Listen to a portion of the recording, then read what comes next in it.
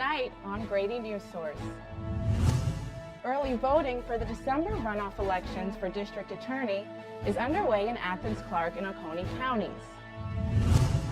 What some students and Northeast Georgia residents are doing to navigate Thanksgiving in the middle of a pandemic. If you're able to, this might be a good year to take a mulligan and keep Thanksgiving localized to your household.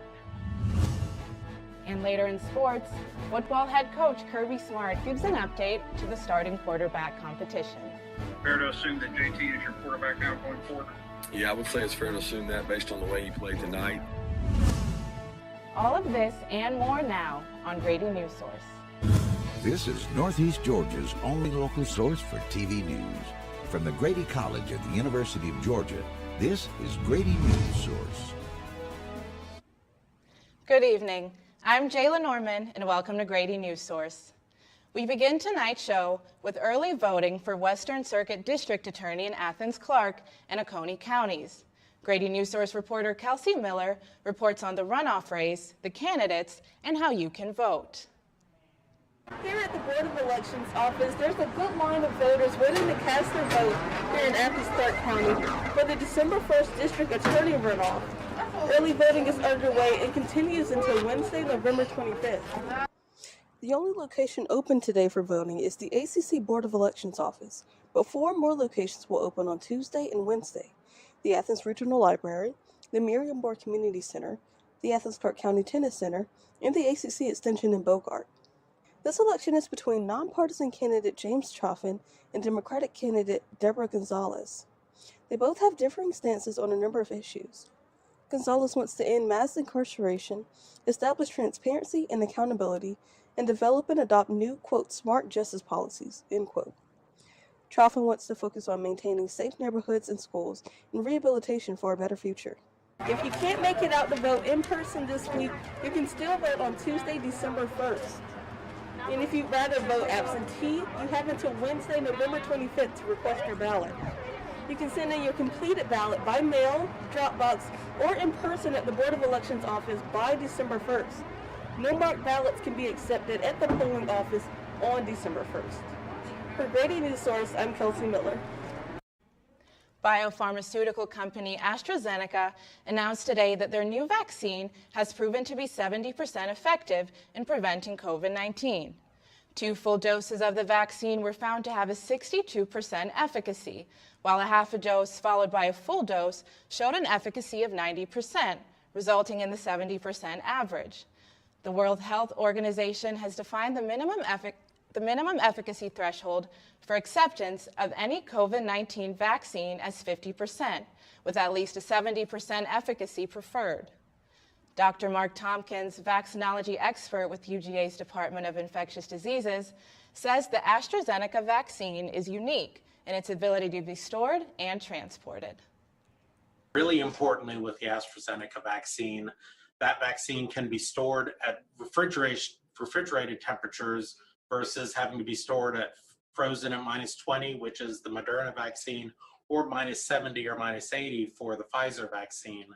And so that refrigeration and long-term stability versus freezing makes a huge difference in distribution and storage of the vaccines. Tompkins also emphasized that this vaccine resulted in no severe cases of COVID-19 in its recipients. AstraZeneca will now seek an emergency use listing from the World Health Organization to accelerate distribution of their vaccine with a planned capacity of up to 3 billion doses by 2021. The Watkinsville Police Department made 3 arrests last week after an investigation into a local residence uncovered suppliers of methamphetamine. Newsource reporter Nathan Moore has the story. Meth has really migrated and become, more of a popular go-to drug. It really has migrated into this area. Late last Friday night, the Watkinsville Police Department arrested 3 men as a result of a drug investigation into a residence on VFW Drive in Watkinsville. According to the official report from the department, 2 of the men were charged with possession of methamphetamine, and the third was charged with the possession of meth with the intent to distribute. Watkinsville Police Chief Shannon Brock says the arrests are not linked to the shooting incident that occurred in the same residence building earlier this month, but rather that this is the result of a much longer investigation dating back nearly a full year. A year ago, I had some information that was never able to substantiate that in reference to this particular residence that we actually executed the search warrant on Friday.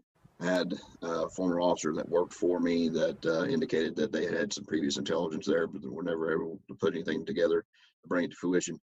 Meth-related crime has long been a big issue for Georgia law enforcement. According to data from the Georgia Bureau of Investigation's crime labs for 2017 and 2018, meth was by far the most common drug tested for in their labs during that period. Now, Chief Brock added that meth and its prevalence in our area is mostly due to the fact that it's very easy to acquire as compared to other drugs.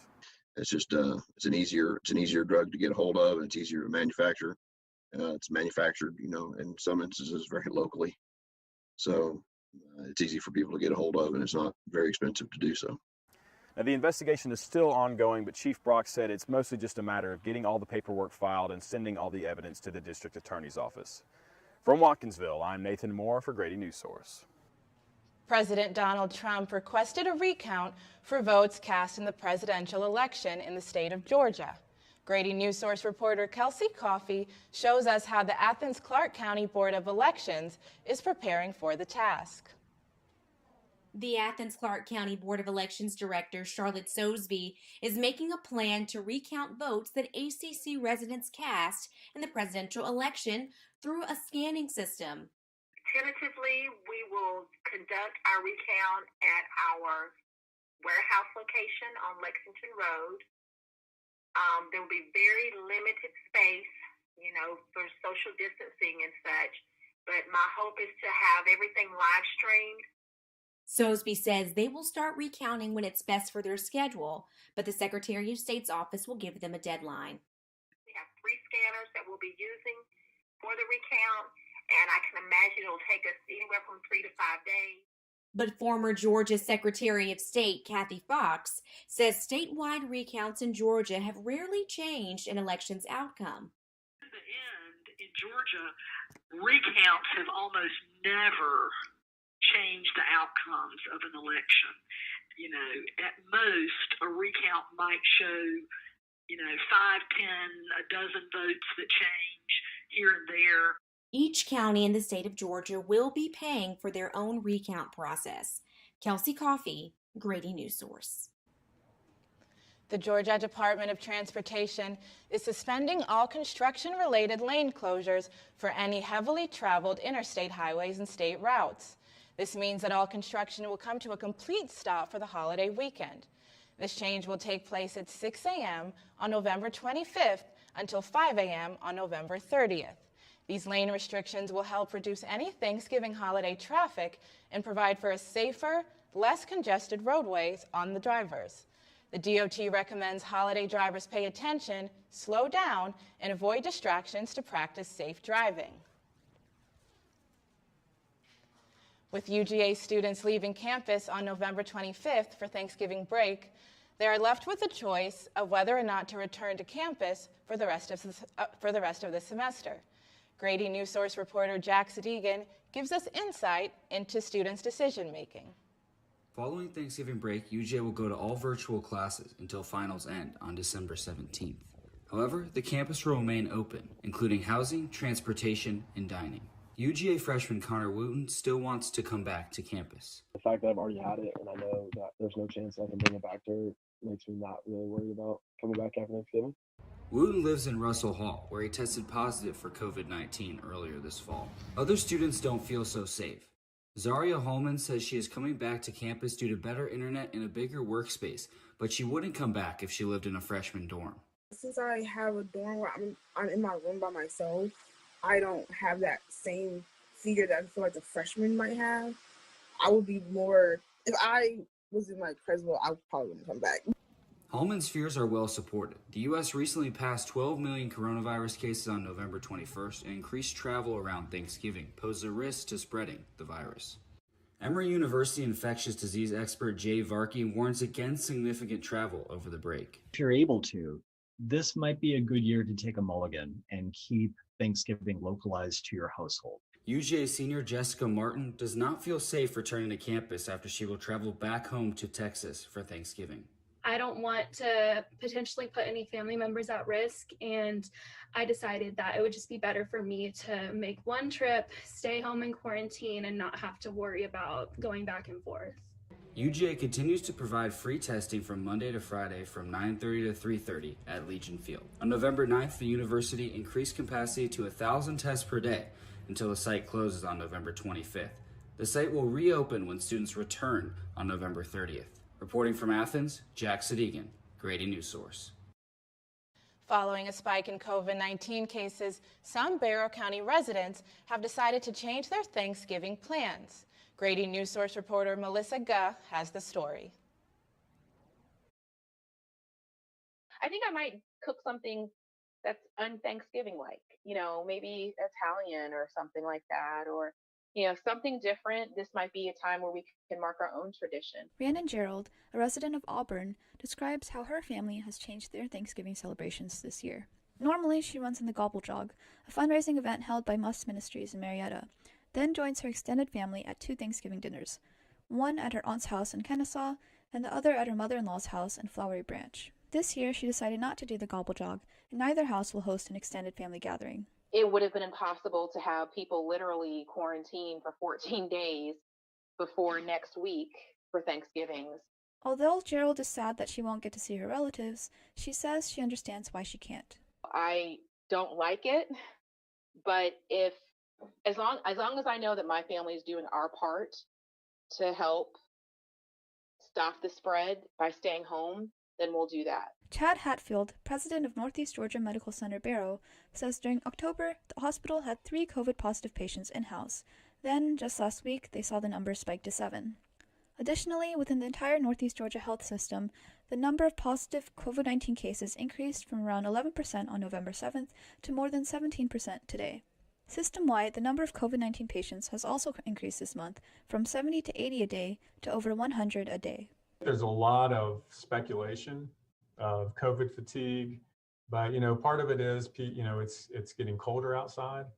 People are having their events inside, and they're not following the recommendations of wearing a mask, washing your hands, and maintaining distance. Hatfield says he doesn't want to advocate for not seeing family, but he says people should wash their hands, practice good cleaning regimens at home, maintain distance, and wear a mask in public. Melissa Guh, Grady Newsource. Coming up, find out how the spread of COVID-19 has taken a toll on students' mental health, and what this year's Comer 5K will look like in a pandemic. Okay, so we drowned the fire, stirred it, drowned it again, and now just feel if it's cold. Yeah. Cool.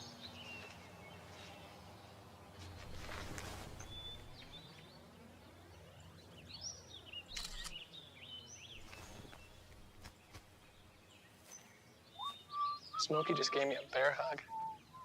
I know. I already posted it. Take a look under your bed. Find stuff under there? What about jobs? No? Now try your closet.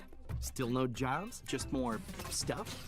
Well, you really have both. See, stuff is defined as household articles considered as a group. Sometimes this stuff is no longer needed. Wait, no longer needed? That can't be right. Because remember those jobs you were looking for? Those are really needed. And they're the stuff inside your stuff. Our job is to unlock those jobs. And it starts when you donate your stuff to your local Goodwill. Here's how we do it. When you donate to Goodwill, we sell your stuff to provide job training for people right here in your community. So just by teaming up with Goodwill, you help create jobs. And isn't that worth parting with the leftover keytar from your 80s cover band? Goodwill. Donate stuff, create jobs.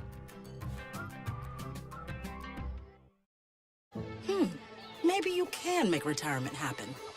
After all, you made this vacation happen. Double points with every purchase? Cleverly merging promotions. Love it. Cross-referencing travel sites. And booking all your flights with those... Vouchers. I got us bumped. They were like, oh. But now they're like... Aloha. You aced this vacation. Now get the tips you need to get on track at aceyourretirement.org. Other than the usual stress of schoolwork and normal responsibilities, the pandemic is also taking its toll on the mental health of college students. Grady Newsource reporter Danielle Harvey has more on what is concerning students, how seasonal depression may also be a factor, and the resources that the university has to help them cope. Students are scared to go home because they have the mental burden of worrying about giving their parents COVID. They're worried about catching COVID themselves. The president of the UGA National Alliance of Mental Illness says the minds of college students that are frequently filled with concerns of not only passing and spreading the virus, but not being able to de-stress with friends or have a stress relief outlet like they used to. Seasonal depression is affecting some college students' mental health as well. Also known as seasonal affective disorder, seasonal depression is more than just temporary sadness. Your mood can be affected because there's less sunlight in the fall and winter months. When the days are shorter and darker, your biological clock can be thrown off too. As a generally social person, UGA student Anika Taranum says she thinks she and her peers are having a hard time being away from others due to COVID restrictions, but that she has also dealt with seasonal depression and that it sometimes affects her sleep. It just feels like every day is just like super dark.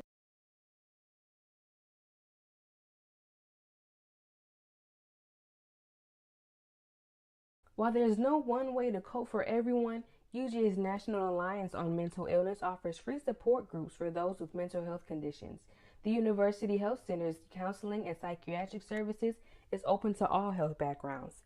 They also have weekly wellness programs every month with programs to help students thrive physically, socially, and mentally. For more info, visit uhs.uga.edu. Danielle Harvey, Grady Newsource. Hi, I'm Peter, and there's nothing I love more than sharing vegetables with my friends. Come on in. Help yourself to anything. That's why we give our food the utmost respect it deserves. Did you know there are simple steps we can all take to help save food? You can cook it, store it, even share it. Just don't waste it. Because when it comes to food, better ache than never. To learn more, visit SaveTheFood.com. You think getting dumped by text is harsh? Try getting dumped by a tennis ball. My ex-owner drove me out to the woods, yelled fetch, and by the time I brought the ball back, he was gone. Yeah, I was pissed. But the folks at the shelter helped me let go of my anger. I learned coping skills, like taking it to the hole.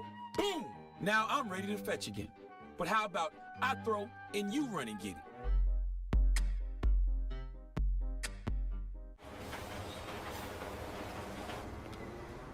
Attention travelers, next Tuesday, a major power outage will cause complete chaos throughout the city. Food, water, and phone service will be in short supply.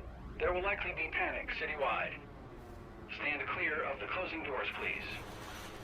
Disasters don't plan ahead. You can. Talk to your loved ones about how you're going to be ready in an emergency.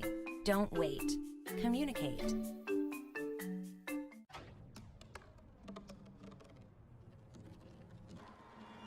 Everybody has a dream.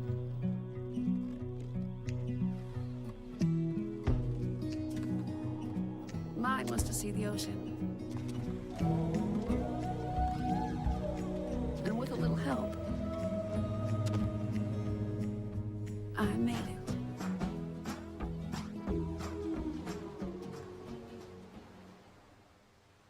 it. And now, the weather. Happy Monday, everyone. Today in Northeast Georgia, we're looking at sunny skies with a high of 66 degrees. That'll drop down to around 37 degrees later tonight, and we've got some winds coming in from the northeast at around 5 to 10 miles per hour. Now, taking a look at the rest of the week, temperatures will range from the 60s to the 70s during the day, with a chance of some rain in the middle of the week. There's a 50% chance of afternoon showers on Wednesday that will stay with us through the night, along with some winds from the southeast. Then on Thanksgiving Day, we're looking at partly sunny skies with a chance of storms and a high near 71 degrees. There's about a 20% chance that while you're preparing your turkey and the rest of your Thanksgiving dinner, you may see some rain and thunder in your area. But it's looking like that will clear up into the evening with low temperatures around 49. I'm Jillian Tracy, and this has been your Grady Newsource weather.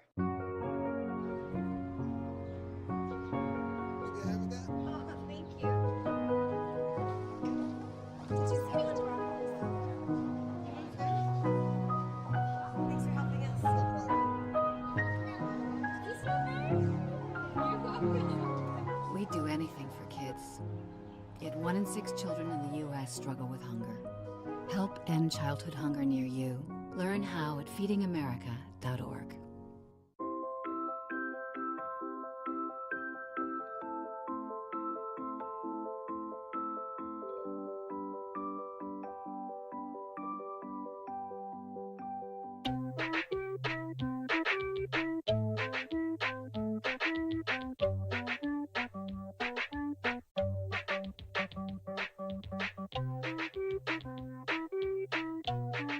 Start a story. Adopt at theshelterpetproject.org.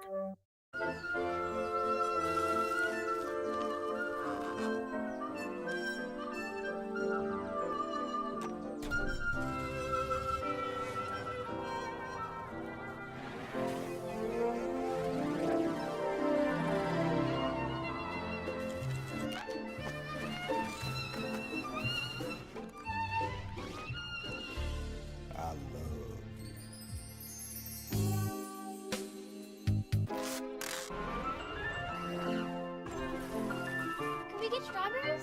Okay.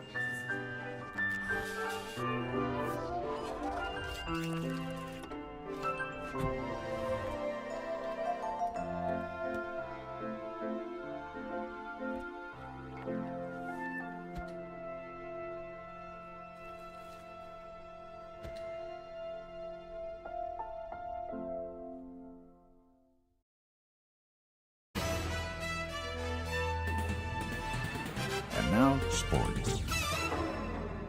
Hi everyone, Molly English here with your Grady Newsource Sports Report. It was a close 31-24 win for the Dogs this past Saturday against Mississippi State, but that wasn't all people were talking about. University of Southern California transfer quarterback JT Daniels made an explosive debut Saturday night, becoming the first quarterback since Aaron Murray in 2013 to pass for more than 400 yards. Daniels and the Dogs also debuted their all-black jerseys Saturday night, much to the excitement of Bulldog Nation. It's been a long road for JT Daniels to get this starting position. He's been struggling with the knee injury since 2019, but head coach Kirby Smart says to expect to see Daniels starting in the rest of the games of the season. Fair to assume that JT is your quarterback now going forward? Yeah, I would say it's fair to assume that based on the way he played tonight. The Dogs travel to Columbia, South Carolina this weekend, where they will face off against the 2-6 University of South Carolina Gamecocks. That's all for your Grady Newsource Sports today. I'm Molly English.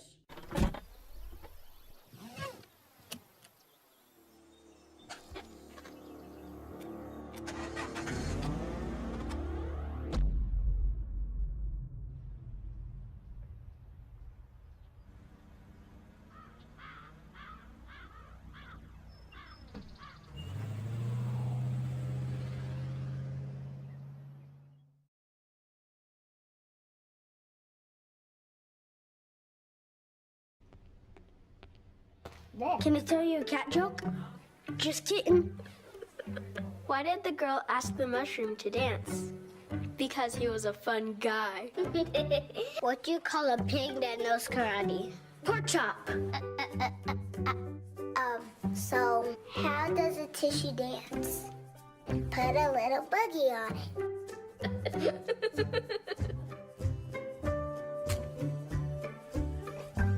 Hamilton was adopted from a rescue in 2008. He really likes to be around people. And as soon as I start to make my breakfast, Hamilton is right there. I get out my mat and I'm doing a downward dog and he's underneath. He's quite the pug about town. He gets invited to a lot of parties. He knows he's a pretty big deal. I mean, look at this little face. How could you not love him?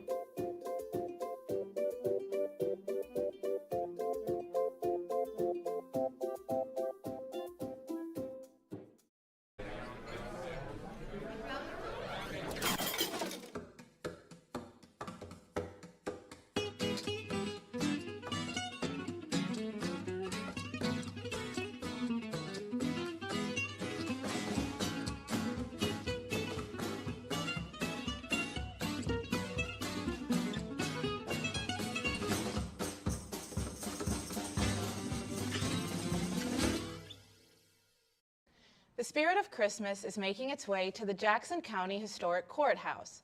The courthouse will be hosting special showings of Christmas movies for families with special needs, as well as all audiences this December.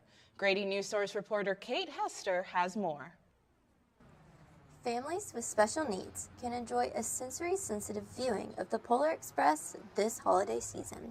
The Jackson County Welcome Center is hosting a series of Christmas movies at the historic courthouse in Jefferson. Wanda Burns of the Welcome Center decided that one of these showings would be for sensory-sensitive audiences. Well, there's nowhere else. Nobody else is doing it. During the 11 a.m. showing of the Polar Express on December 5th, the overhead lights will be dim instead of completely dark, with the sound set on a medium level. There will also be an open space on the floor for those who may need to move around. The viewing was made with the children on the autism spectrum in mind. According to the Georgia Autism Initiative, about 1 in 59 children in Georgia have autism. People with a behavioral or developmental disability are only at a greater risk for the coronavirus if they also have an underlying condition. However, the CDC says that they may have trouble understanding the practice of preventative measures. The Welcome Center is doing their part by limiting the showing to 50 people, seating guests upon arrival and asking that they follow the CDC guidelines. Kelly McDaniel says that despite the 50-person limitation, her son is medically fragile and would not feel comfortable bringing him to the showing. But Carrie Ann Gregory was glad to hear about the showing, saying that this was one of her son's favorite movies. Kate Hester, Grady Newsource. Tonight is our last show of the year. From all of us here at Grady Newsource, thank you so much for letting us report on the issues and events that happened in Northeast community. During the holidays, we will continue to provide content on our website at GradyNewsource.com. We will be back with live shows this coming January. For the last time this year, reporting for Grady Newsource, I'm Jayla Norman. Have a good night.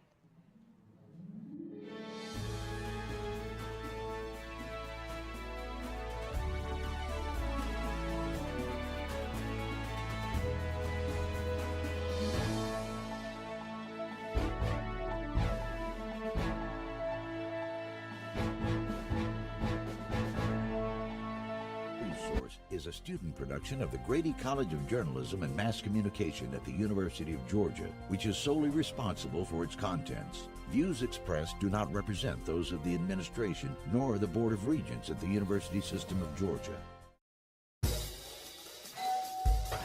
Hello. Hi. I'm from Blue Hood Stone Barns. We brought a meal for you, and I'm here to serve it to you. Okay, great. Come in. Zucchini carbonara, made from zucchini that was harvested earlier this morning. Again? Hey, Dan Barber. You have room for a little bit more? Come on in. Brochettes, the sausage. So when we made that zucchini carbonara, you know, they're the end piece of the zucchini, and then the cores that we cut away, not to mention zucchini flour. Usually those get thrown out. We use them to create an entire second dish. Does that, Again? I'm here to bring you your third course. It's the vines from your zucchini. We'll have a little zucchini stem pasta, a different experience of zucchini. When we start to think differently about our food, we can get a lot more out of it. This is delicious. What do you think we can make out of this? 40% of food in America is never eaten. Cook it, store it, share it. Visit SaveTheFood.com. 1 in 6 seniors faces the threat of hunger, and millions more live in isolation. America, let's do lunch. Drop off a hot meal and say a quick hello. Volunteer for Meals on Wheels by donating your lunch break at americaletsdolunch.org. Laughing too hard at one of your colleagues' jokes at the office party? He's not even funny. Warning sign. Those drinks are probably going to your head. Probably okay isn't okay when it comes to drinking and driving. They call me Maxie, but I prefer tripod. I was your above-average four-legged homie, and then wham-bam minivan. Some people pity me. Now that's lame. I still run, fetch, and swim. And the ladies love me. I'm the ultimate wingman. Just don't ask me to high five.